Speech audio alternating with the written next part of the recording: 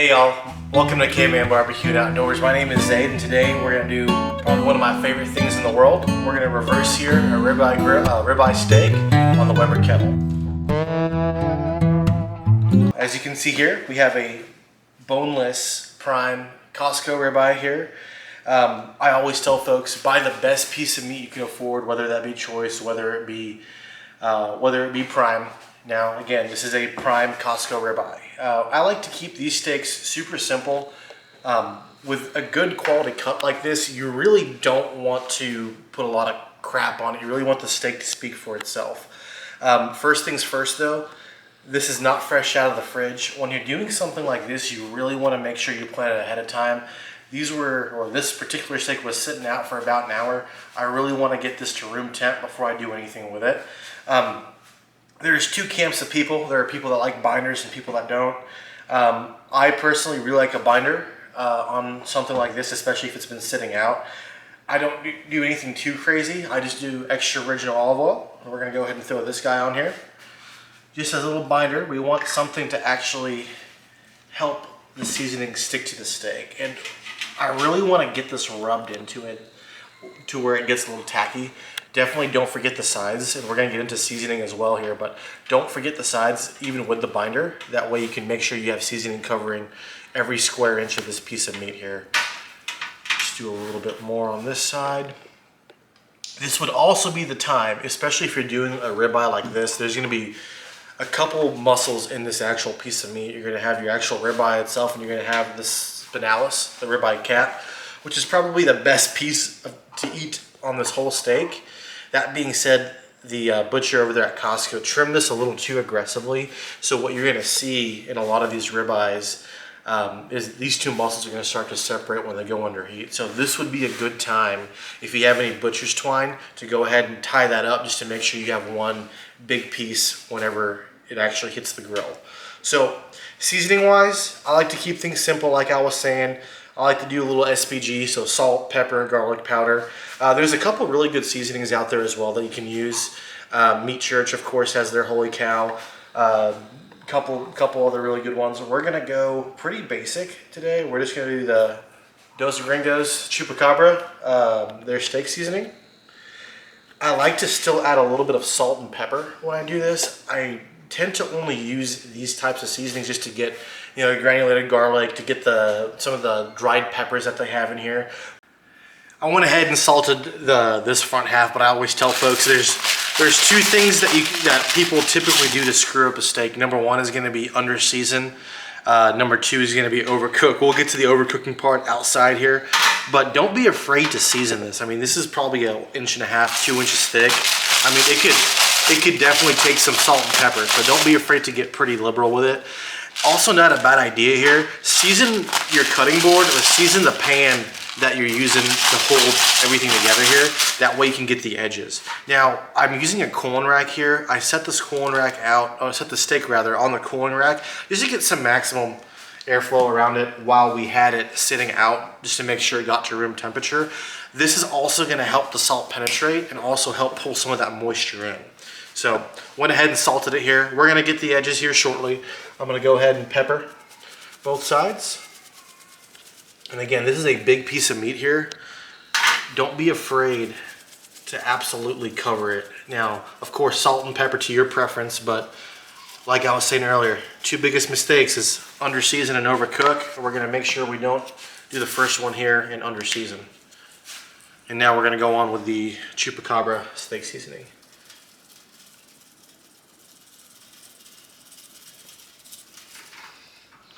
Get my top. And again, season the cutting board or season your pan. That way you can roll it around whenever you're done. We're just gonna go ahead and just roll this just a little bit, make sure our sides are seasoned. Never want to forget the sides. Just pat it and make sure everything adheres. And as you can see, the seasoning stuck to it really dang good. That's the advantage of having a binder. Now, if this was fresh out of the packet, if it was a little bloody and the surface was a little moist, you don't really need to use a binder. You don't have to use olive oil. Sometimes just a spray, like a light little mist of water works as well. Just something to keep the surface moist and really help the seasoning adhere. We're gonna go ahead and let this guy sit out here a little bit. We want that salt to draw some of the moisture out so the meat can reabsorb it. And we're gonna go ahead and step outside here, and we're gonna get the pit fired up and get it ready to get this guy on some indirect heat.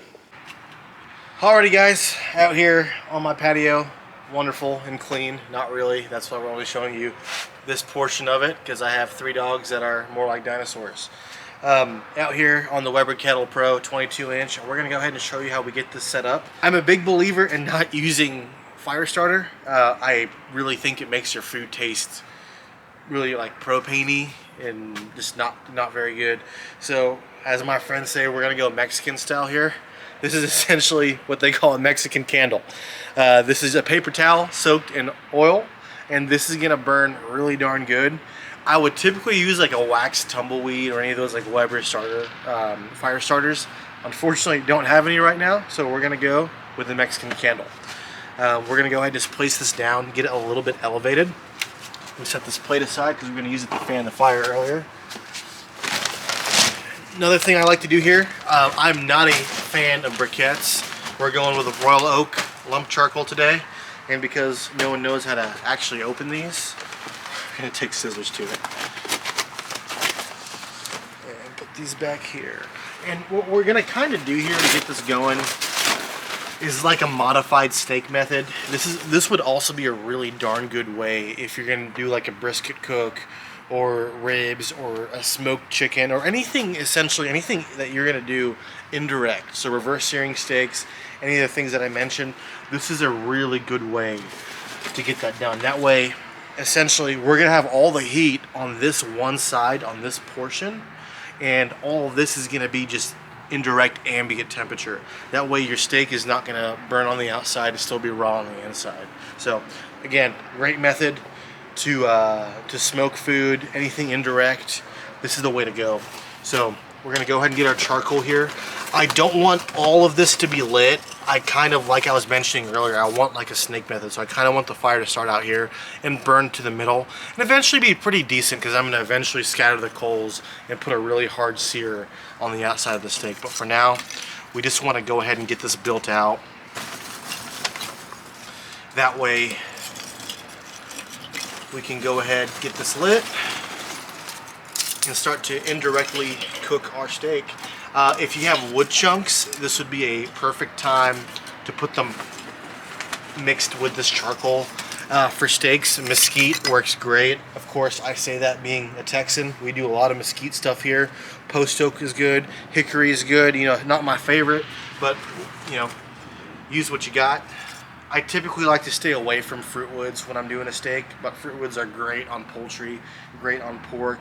You know, your ribs, your pork butts, your chicken thighs, fruit woods, your apples and cherries are fantastic. But today, because I don't have any wood chunks to use, we're going straight charcoal here, and they'll still come out great. There's very few things in life that are better than just a straight charcoal grilled steak. That's going to be about enough coals for now. I'm shooting for a temperature on the Webber, you know, somewhere between 250 and 300. I really don't want to go any harder than that for now. Now, when we do the sear, we're going to sear it hard and fast. You know, at that point, we want to get this thing ripping hot. We're only going 1 minute at a side at that point. But for now, we're going to keep it between 250 and 300 degrees.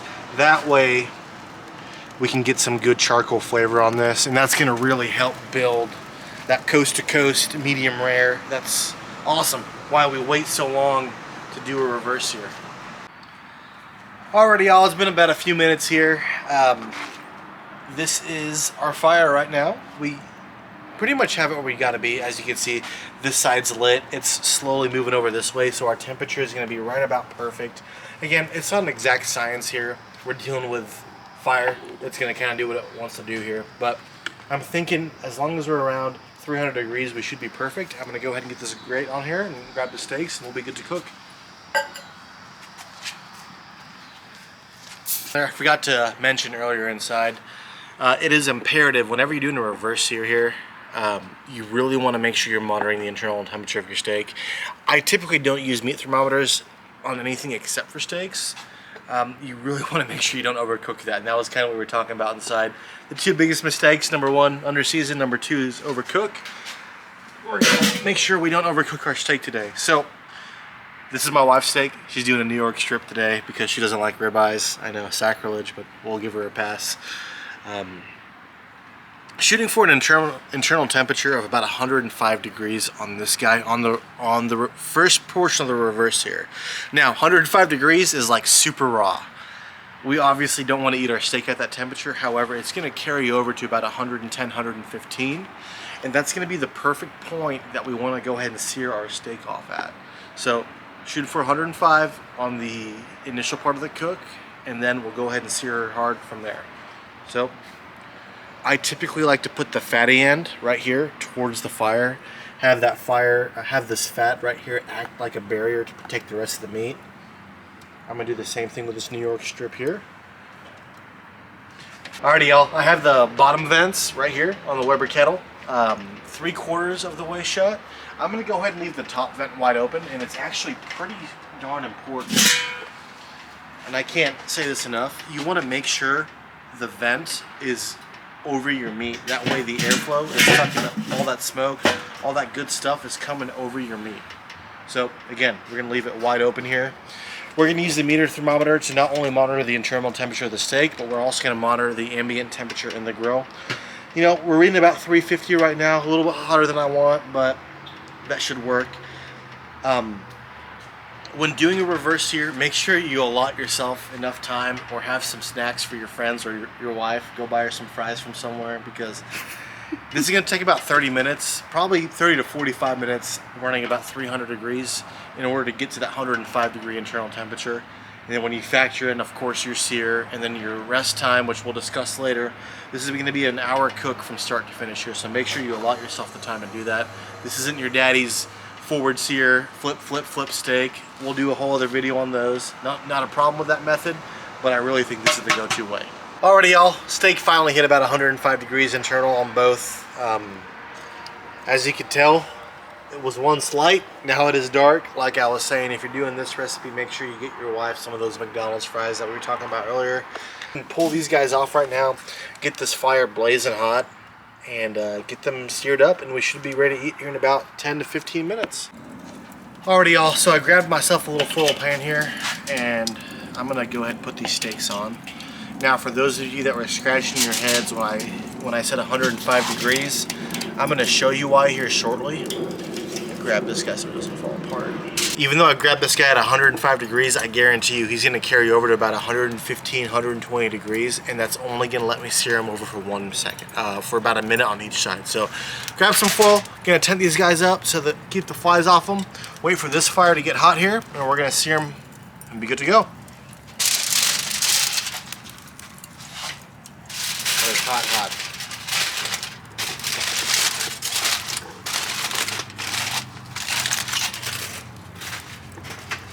How are we doing so far? Alrighty, y'all. As you can see, we now have a ripping fire here. This is perfect for searing off our steaks. I left my phone inside, so just take my word for it. But like I told you, we pulled those steaks off right at 106 degrees, and they have carried all the way over to 126. That's about a 20 degree carryover just in the 10 minutes that they've been out. So we're gonna go ahead and grab them, sear them up, and get them ready to serve. We're gonna go ahead and pull this meter out. It's done its job for today. We're gonna go ahead and grab our tongs here, and as you can see, we still have a hot zone. Obviously this is very hot, and a cool zone. That way if I get any flare-ups, I can go ahead and move the steaks on this side. Now if I'm cooking anything super fatty like a ribeye or like chicken thighs or like any skin on chicken really, you wanna make sure you have that cool zone set up. That way it can drag everything over in case things get out of control. So first things first, we're gonna go on with my wife's New York strip just for about a minute on each side. Nice sizzle. This is where I wish I had butcher's twine, because this ribeye may fall apart on us here. But we're gonna let these sit here for right around a minute, get a really nice crust, get that Maillard reaction going here.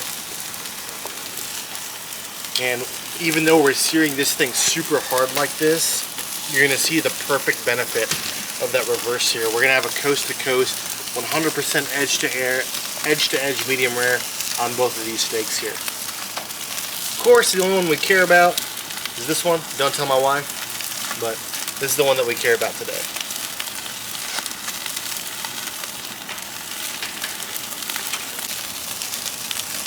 We're gonna give these guys right around 1 minute, so about 30 more seconds. We're gonna give them a quick flip, and we should be ready to go ahead and cut these guys up and serve them after our rest. So I'm actually gonna go ahead and flip this steak right here. As you can see, beautiful crust on that, perfect grill marks. It looks fantastic. I'm gonna go ahead and flip this ribeye. Same thing here, perfect, beautiful crust. That kiss of flame is gonna give a fantastic charcoal flavor. The fat dripping down from both of these are gonna give it like a really nice charbroiled taste as well. You absolutely cannot beat lump charcoal reverse sear method. Or I guess we'll find out. Maybe we run some tests here side by side, but for me, it's hard to beat this.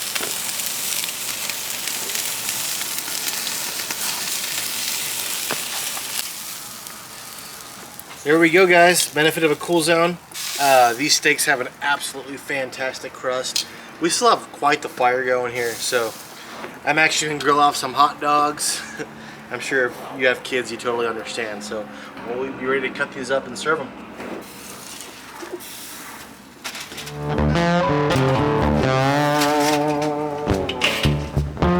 Let's take it on inside. Already all got the steak off the grill here, both of them actually, but this is the star of the show. This is the one that we care about today. Again, don't tell my wife. Absolutely perfect, glistening. It has that perfect crust. I mean, you could feel it. It's crunchy. It's what you want on a steak. I don't care what anyone says. Crust on a steak is super important. At this point, you could do whatever you want to it. I'm gonna go ahead and wrap it with foil here, both of them. Just to keep it warm, let it rest for about 10 minutes here. Honestly, the longer you rest it, the better. Now, if this was any other cut beside a ribeye, this would be a perfect time to maybe add a compound butter, or maybe just a little butter on top. With a ribeye steak, especially a prime, there's so much intramuscular fat. It's just perfect the way that it is. I don't think it needs any more fat on top. So we're gonna wrap these guys up here and give them at least 10 minutes, and then we're gonna slice into them and plate up, and we're gonna eat. Here, go join your friend. Alrighty, y'all, gave these steaks a pretty good rest here. I'm gonna go ahead and pull my ribeye out. Talk to y'all about that. And I can't stress this enough, a good rest is one of the most important parts of cooking a steak. It's gonna let the juices redistribute, let everything come down to temp. So we're gonna go ahead and tackle it this way. We're gonna slice against the grain here, which is gonna be this way. That's the best part right there, the spinalis, or ribeye cat. And I can't stress this to you guys enough. I wish you could smell this and feel this steak. It is absolutely butter tender. All that fat's rendered down perfect. I'll give you guys a little sneak peek here as soon as I get this cut through. I'll show you a little sneak peek from the middle here. This is what I'm talking about right here. As you can see, there is very little to no gray band at all. This is the benefit of doing a reverse here. You get a perfect medium rare every single time. No gray band, no overcooking. And let's give this guy a try here. Actually, what I'm gonna do, we're gonna try that spinalis. And as you can see, just it falls apart. You can't get any more tender than that.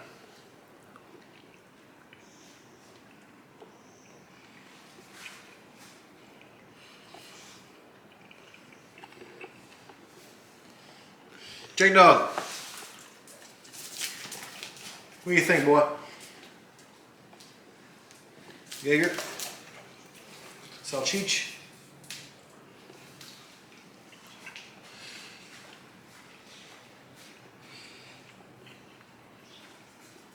You absolutely cannot get any more better than that.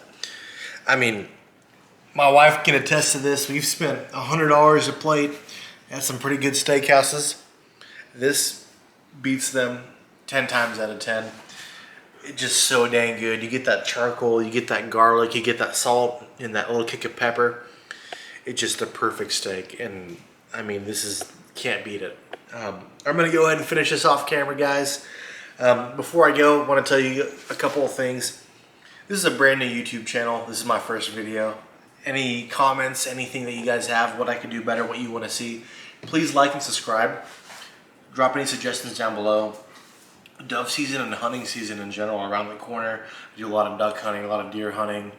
Hopefully you guys stick around long enough for next summer. We do a lot of offshore fishing, a lot of inshore fishing as well. We'll take you guys along with us, but anything that you guys want to see, anything that you guys have in terms of advice to get this channel up and running, please leave a comment down below. Do me a favor, like, share, and subscribe for me, and I'll see you guys next time. Thank you. Have a good night.